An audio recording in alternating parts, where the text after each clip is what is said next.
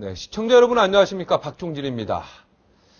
네, 주요 뉴스에서 확인하셨죠? 네, 새누리당 대권주자 박근혜 의원과 김문수 지사의 지지율 차이 40대 3인 줄 알았는데 양자 대결로 좁혀졌을 때는요 52대 29였습니다. 52대 29. 이 정도면은 할 만한 게임입니까? 네, 직접 들어보시겠습니다. 북촌에 있는 인천 고택에서요. 제가 김문수 경기도지사를 직접 만났습니다. 함께 보시겠습니다.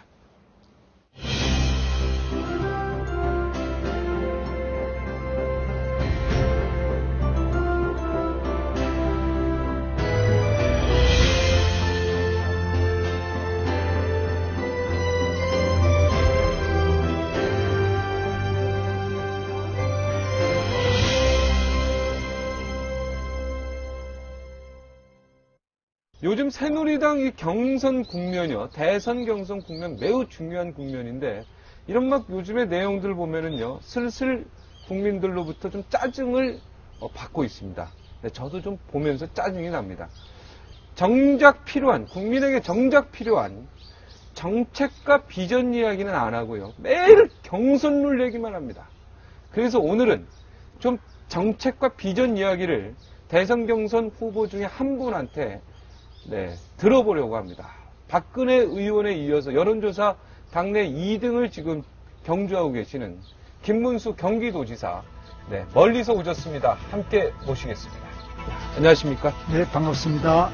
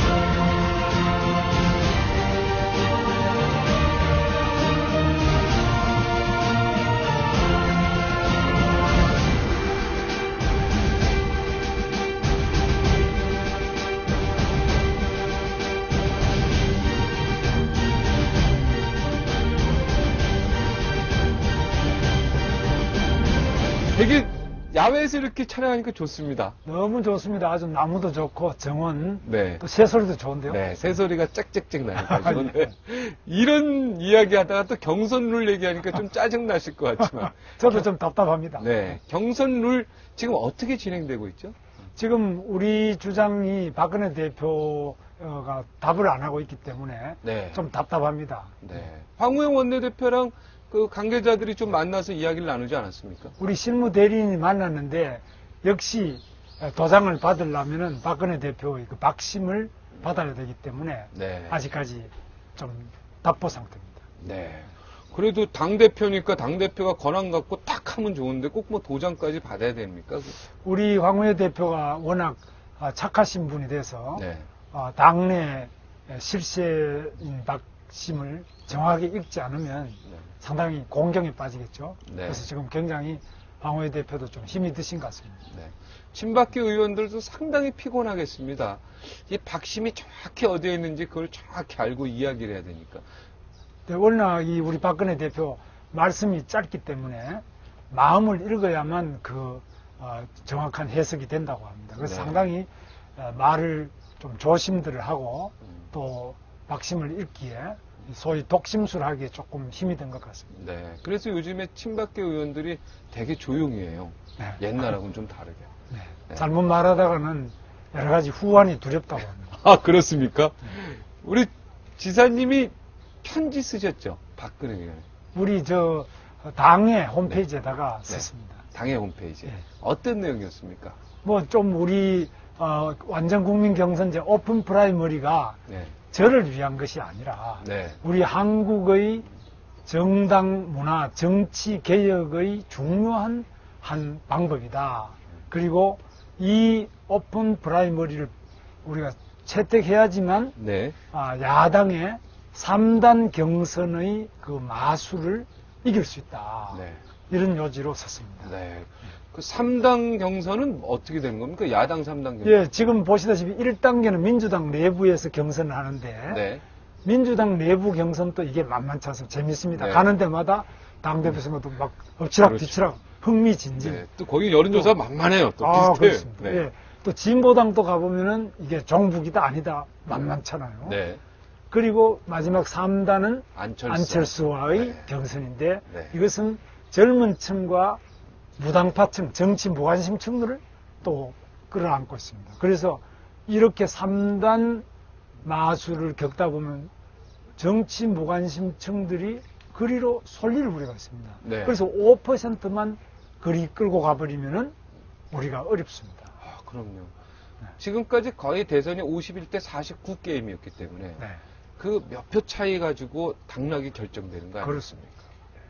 박근혜 의원이 그래서 지금 이제 박근혜 의원이죠. 박근혜 네. 의원이 답장이 좀 왔습니까? 뭐 우리 박 대표는 원래 말씀이 짧기 때문에 아직 네. 안 왔습니다. 네. 말씀이 짧기 때문에 답장이 아직 안 왔습니까? 침묵이 의미하는 건 뭡니까? 뭐라고 글쎄 생각하세요? 말이죠. 이 선수가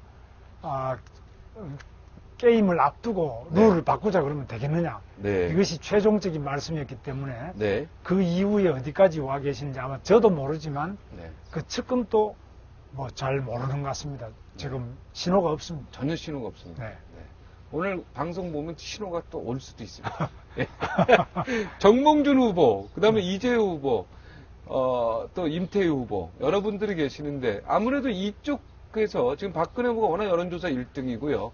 워낙 대세기 때문에 이 나머지 분들이 어떻게 다 좀 단일화하는 부분도 좀 배제하지 않고 계신다 이렇게 얘기를 들었습니다. 아직은 우리 당내 경선이 8월 말경에 되기 때문에 네. 아직 시간이 좀 있잖아요. 네. 제대로 뛰어보지도 못했기 때문에 좀 뛰어보고 네. 그러면서 나중에 단일화가 되든지 뭐 각계약진하든지 아직 조금 시간이 필요할 것 같습니다. 네. 제가 뭐 민주당 의원 만날 때도 마찬가지고요. 네. 우리가 좀 비전과 정책을 이야기하자. 비전과 정책이라는 게 얼마나 중요한 거냐. 국민들한테 그걸 얘기해야 되지 않겠나. 이번에 항상 그 대통령 뽑을 때 보면 시대 정신이라는 게 있고요. 시대에 맞는 그 핵심 정책들이 있지 않습니까? 네. 이번에는 이번 대선은 어떻게 보고 계십니까? 어떤 측면에서 중요한 정책들이 관건이 된다고 봅니까? 저는 역시 서민들의 민생 문제가 제일 중요하다. 네. 그래서 우리 젊은이들이 일자리 없는 거, 누가 일자리를 잘 만들 수 있는지, 그리고 누가 우리 주름살을 펴줄 수 있는 그런 실질적인 민생을 개선할 수 있는 사람인지, 그리고 누가 더 앞으로 우리 후손들이 정말 비전을 가지고 우리 대한민국이 중국보다도 앞서 나가면서 일본보다도 더 활기차게, 그리고 전 세계 선진 강대국으로 또 통일도 시켜서 당당하게 미래를 이끌어 나가고 펼쳐 나갈 수 있는지, 이런 것들이 가장 관심이 있다고 봅니다. 통일되면 일자리 진짜 많이 생길 것 같아요. 물론, 통일되면. 예. 무지무지 생길 것 같아요. 예, 제가 북한도 몇 번 가봤는데 우리 개성도 북한이거든요. 네. 개성공단을 가본다든지 또 금강산도 가봤는데요. 가보면은 산에 나무도 없죠. 네. 또 우리 임진강도 지금 북한에서 흘러서 우리 경기도로 넘어오는데 매번 홍수만 나면은 그 여성이라든지 어린이, 노약자 시체가 떠내려옵니다. 그만큼 북한에는 강이나 이 정비가 안 돼 있습니다. 그리고 도로, 철도, 집, 학교, 공장, 광산 다 지금 황폐화되어 있습니다. 네. 전기도 부족하고. 이 엄청난 일을 해야 되는데 북한은 사실 아시다시피 북한만 있는 게 아니라 또 만주 지방이 있습니다. 중국. 강도, 또 아까운 강도. 예, 우리 이런 게 과거의 다 연결돼 땅이었던, 있습니다. 네. 북한하고 네. 바로 또랑만 하나 건너뛰면은 바로 중국에 만주 벌판이 있고 네. 시베리아가 있고 네. 또 중동부터 유럽으로 아프리카까지 이제 자동차 몰고 또 자전거 타고도 갈 수 있습니다. 우리 학생들 방학 되면 이제 유럽까지 자동차 타고 자전거 타고도 배낭여행 갈 수 있습니다. 근데 지사님하고 만나서 대화하면 괜히 마음에 흥분이 돼요. 네. 대한민국의 미래가 자꾸 그렇게 막 그려질 것 같고, 네. 상상이 될 것 같고. 네. 자, 그럼 통일을 어떻게 만드실 거예요? 통일 정책에 대해서 오늘 얘기를 좀 해주세요. 그 통일도 중요하지만은 더 중요한 것이 통일되기 전에 평화를 유지해야 됩니다. 예. 평화를 유지하기 위해서는 우리 국방 안보가 튼튼해야 되겠는데 우리 국방력이 사실 북한보다 못한 게 있습니다. 핵 네. 아직 없습니다. 미사일 사거리가 짧습니다. 네. 그리고 북한은 생화학 무기를 폐기하는데 우리는 다 폐기했습니다. 네. 국제조약에 의해서. 그리고 북한은 기습전을 합니다. 네. 잠수함도 북한이 많습니다. 그래서 우리는 우리 약점을 보강하기 위해서 한미 동맹이란 네. 굉장히 튼튼하고 좋은 한미 동맹을 유지하고 있습니다. 그래서 한미 동맹을 유지하면서 국방 안보를 튼튼하게 하면서 그래서 평화를 유지하면서 북한하고 교류와 협력 대화. 그리고 여러 가지 제가 대통령이 된다면은 개성공단도 더 키우고 네. 또 금강산 관광도 재개를 하겠습니다. 네. 그래서 북한에 또 결핵이 많다. 네. 즉 우리 경기도에서 하고 있는 말라리아가 심하다면 말라리아도 같이 북한 모기도 퇴치도 하고 또 북한의 결핵 환자들을 치료를 하는데도 도와줄 생각입니다. 적극적으로 일단 북한에 네. 그래도 한나라당에서 옛날 DJ나 노무현 전 대통령이 했던 그 퍼주기식이라 막 욕했는데 그 퍼주기식하고 좀 비슷해지는 것 같습니다. 국방 안보는 튼튼하게 하면서 네. 그러면서 인도적 지원하는데 네. 지금 우리나라의 헌법에 북한의 땅도 대한민국의 영토로 헌법 그렇게 3조에 돼 있죠. 있고요. 네. 북한 주민들도 우리 국민으로 돼 있습니다. 네. 탈북자는 국내에 들어오면 국적을 자동으로 가지고 주민등록만 만들어주고 임대주택 주고 정착금 줍니다. 외국인을 오면은 그렇게 안 합니다. 이유는 바로 북한 주민이 우리 국민이기 때문에. 그래서 우리 국민들이 최소한도 굶어 죽지 않고 또 아파서 치료 못 받는 일이 없도록 최소한의 인도적 지원을 하는 것은 헌법상의 우리 정부의 책임이라고 저는 보고 있습니다. 네. 그럼 DJ 정부나 노무현 정부 때요. 어떻게 보면 햇볕 정책을 계속 유지하지 않았습니까? 그거를 보시면서 속으로 물론 당론은 다르겠지만 속으로 어떻게 보면 옳은 방향일 수도 있겠다. 개성공단 만들고 금강산 관광 어찌됐든 했지 않습니까? 네. 솔직히 까놓고 얘기해서 좀 그런 거 동조했습니까? 저는 햇볕 정책이 가지고 있는 긍정적인 면이 있다고 봅니다. 다만 햇볕 정책을 하면서 너무 검증이 안 되는 거죠. 이 돈을 줬는데 뒷돈을 또 줍니다. 네. 그냥 겉으로 드러난 햇볕 정책하면 좋은데 뒷돈을 또 줍니다. 네. 이것은 그때 국민들이 몰랐습니다. 네. 그러나 지금 보면 다 밝혀졌습니다. 네. 뒷돈을 주는데 이 뒷돈이 핵 개발하는 데 쓰여지는지 네. 아니면은 어디 통치 자금으로 쓰여지는지 이런 거 봐야 되는데 제가 말씀드리는 것은 이런 뒷돈 주는 거는 저는 반대입니다. 뒷돈을 줘서 이 뒷돈이 무기 개발이나 통치 자금으로 쓰여지는 거는 반대고 북한 주민들의 식량 또 의약품 이런 것들을 도와줘서 최소한도 인도적 지원하는 게 찬성하고 두 번째는 네. 햇볕 정책을 한다고 하면서 우리 당시에 국가정보원장이 김정일한테 가서 그냥 국가의 기밀을 막 이야기를 한 것 같아요. 네. 그런 일이 있었습니다. 아니 그런 것 같아요. 제가 볼 때. 네. 가서 이야기하는 걸 보면은 적어도 국가정보원장쯤 되는 사람은 특수한 임무를 가지고 만나는 것 외에는 그렇게 가서 희희낙낙할 문제는 아니라고 봅니다. 왜냐하면 우리 지금 아시다시피 북한은 항상 남한의 여러 가지 대남 공작을 비밀리 하고 있습니다. 그렇기 때문에 우리 대한민국의 침투한 간첩이나 이런 부분들을 밝혀내는 게 국가정보원의 핵심인데 네. 이 책임자만은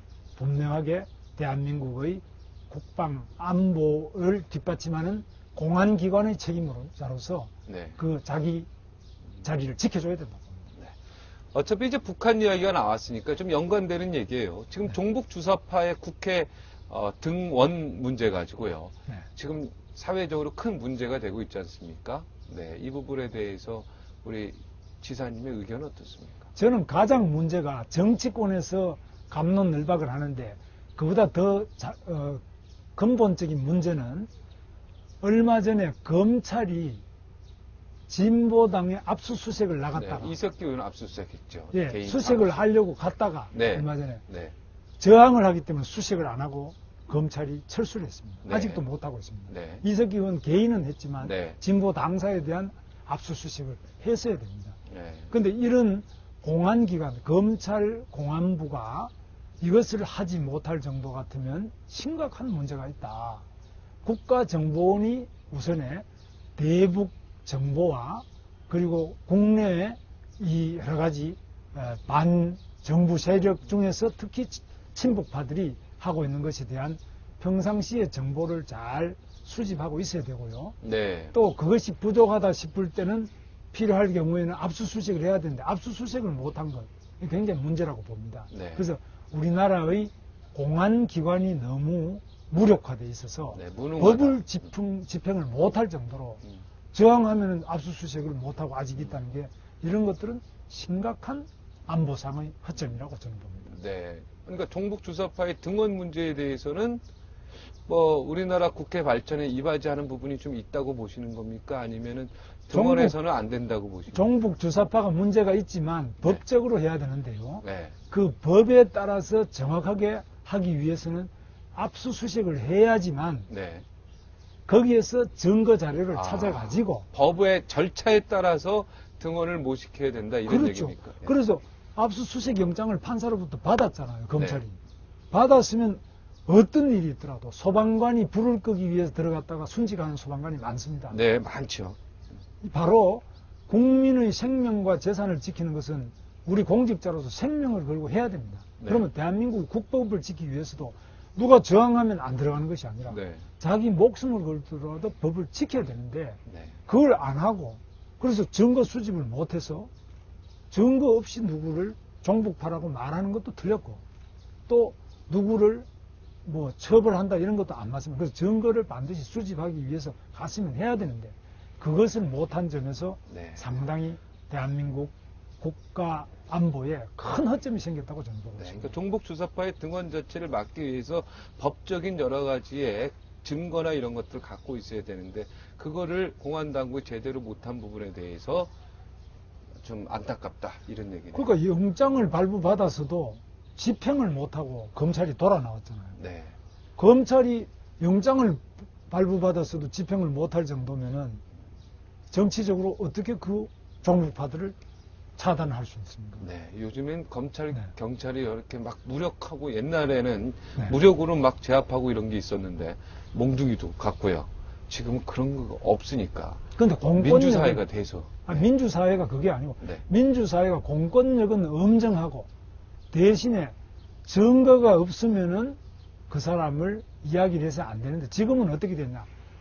북한에서도 뭐 새누리당에 뭐 저까지도 와서 친북 발언했지 않냐? 저는 뭐 한 적이 없습니다만 그러나 그런 식으로 해서 모두 다를 종북파처럼 이렇게 물타기를 해버립니다. 그래서 네. 이게 초점이 흐려집니다. 네. 그래서 이럴 때 우리 검찰과 국가정보원과 경찰에도 대공 담당이 있습니다. 대공과. 다 있죠. 그리고 네. 또 군인들 중에서도 보안사에서도 이 있습니다. 대공 부분을 하고 있습니다. 이런 부분에서 정확하게 혐의를 잡아가지고 필요하면 압수수색을 해서 증거를 잡아서 차단하고 또 처벌해 나가야 된다. 네. 요즘에 또 한숨 나오는 이 얘기 잘 하시면은 진짜 우리 국민들한테 박수 받을 얘기예요. 네.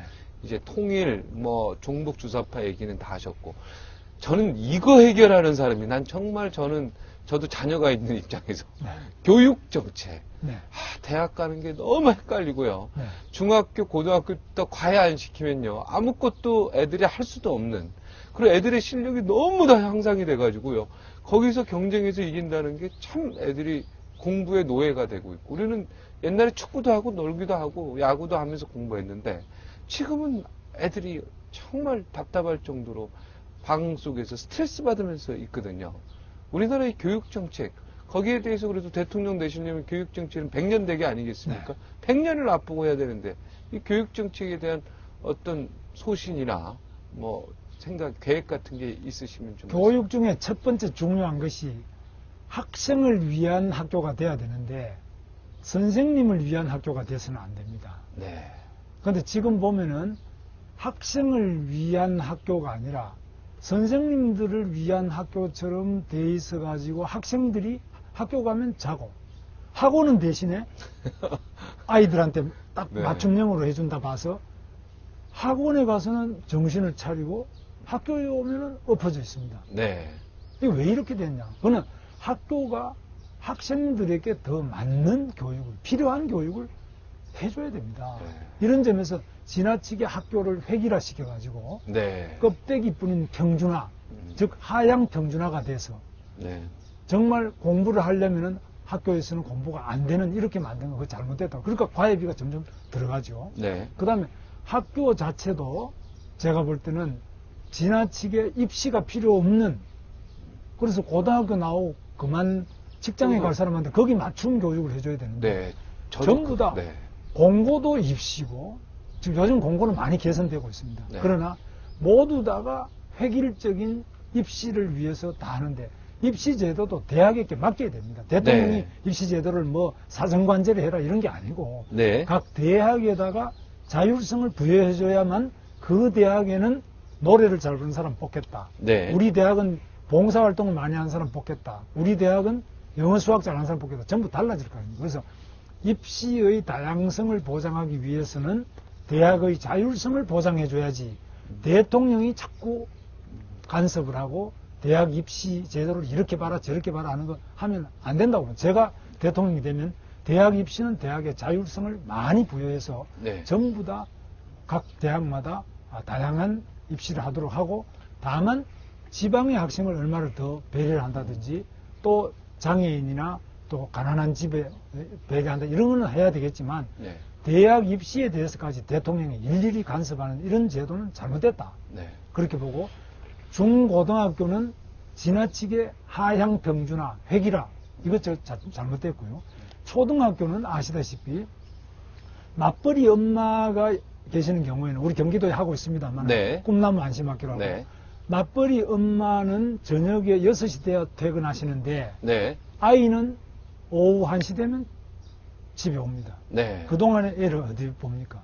그리고 학교가 엄마가 올 때까지 학교에서 봐줄 수 있도록 우리 네. 경기도는 그렇게 하고 있습니다. 아. 그래서 꿈나무 암심학교에서 엄마가 오실 때까지 밥도 먹여주고 또 특기 적성 이런 것들도 학교나 우리 동사무소나 집 근처에서 전부 다 이렇게 아이들에게 맞춤형 교육을 해야 된다고 봅니다.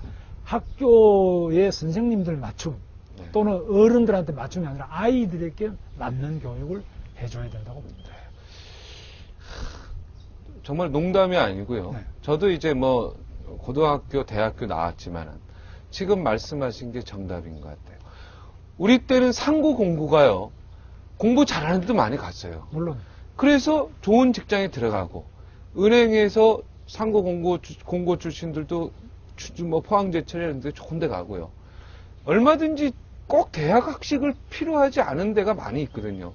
그런 데 가서 자기 능력을, 우리나라 대통령들도 지금 상고 공고 출신들이 다 대통령하고 있지 않습니까? 그렇습니다. 실업계 정상화시키고요. 그 다음에 말한 대로 대학 자율화 철저히 하고, 그 다음에 잘못된 거 있으면 크게 꾸짖으면 되죠. 네. 그죠? 감사통일. 하여튼 그 교육정책 이거 좀 교육 관계자들이 좀 잘 들었으면 좋겠네요. 꼭 대통령이 안 되지더라도 우리나라 교육정책 이렇게 좀 바뀌었으면 좋겠습니다. 대통령 되시려면 이 새가 있어야 되잖아요. 네. 새. 네. 근데 다 떨어지셨어요, 새가. 네. 그죠? 한 분 살아남으셨어요, 3분. 그분이 그래도 참 멋진 분이에요, 제가 볼 때. 네. 김용태 의원이 한 분 살아났는데 앞으로 어떻게 하실 겁니까? 국회의원 이 새 확장하는데 좀 그런 건 고민 안 하세요? 그 전략적으로 필요하신데요, 그래도. 한 분만 살아난 게 아니고 네, 좀 더 몇 분이 더 계시는데 네. 그분들이 뭐 저하고 아주 가깝습니다. 제가 말씀을 다 드리지 않아도 아주 네. 가까운 분들 여러분 뭐 경기도 의원들 중에 저하고 제일 가까운 분들이 많이 살아났어요. 네. 근데 지금 당이 어떻게 됐는지 다들 저하고 가까우면은 무슨 피해를 볼 줄 알고 그래서 모두 다가 친박이 다 돼버렸습니다. 네. 그래서 지난번 공천 받기 전에 박근혜 대표한테 다 약속을 했는데 내가 최선을 다해서 박 대표님을 위해서 일하겠습니다. 약속을 했는데 네. 아니면 공천을 못 받을 것 같아서 했다는 겁니다. 네. 지금은 어쩔 수 없이 조용히 계시지만 그러나 그 중에 우리 한 분 김용태 국회의원 같은 분은 네. 저하고 가깝기도 하지만 용기가 있는 분입니다. 딴 분들은 사실 요즘에 새누리당의 국회의원들 물어보면 엔간한 용기가 없으면은 발언을 못 한다고 할 정도입니다. 그래서 네. 용기 있는 분이 한 분 있고 나머지 용기는 김용태 의원보다 조금 부족하지만 저하고 가까운 분 여러 분 계십니다. 아, 근데 그분들은 지금 잠복해 있는 거군요. 그렇죠. 좀 자유가 네. 오면은 그때는 아주 땅 속에 꽃이 피듯이 올라올 겁니다. 네. 김용태 의원이 이 근처를 지나간다 그래서 네, 종로를 지나가신다 그래가지고 제가 모셨습니다. 네. 아, 함께 좀 네. 만나 뵐까요? 네. 김용태 의원. 네. 아유, 네. 그래. 반가우시죠? 어서오세요. 그런 거고 그냥 일만 합니다. 죽기 아니면 살기로. 진짜 환장할 어르신이라고 네. 집을 다 말아 잡수신 거죠. 톡 까놓고 얘기를 하자. 정말 지사님하고 대판 싸우고 후보 교체가 필요한 시점이 아닌가. 정말 미안하지 않겠습니까?